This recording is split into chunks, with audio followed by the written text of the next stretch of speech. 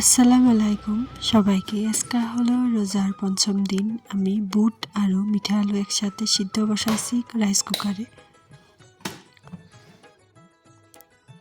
ফ্রিজের থেকে মাছ বাহির করতেছি এখন। মাছগুলো অল্প টাইম পানিতে ভিজিয়ে রাখলাম। এখন আমি খিচুড়ি রাঁধতে আসছি। খিচুড়িগুলো রেডি হয়ে গেল। এখন আমি মাছের বিরন বানাইতে লাগছি। মাছের বিরনটাও রেডি হয়ে গেল। এখন লাউ দিয়ে মাংস রান্তাইছি। পেঁয়াজিগুলো রেডি হয়ে গেল।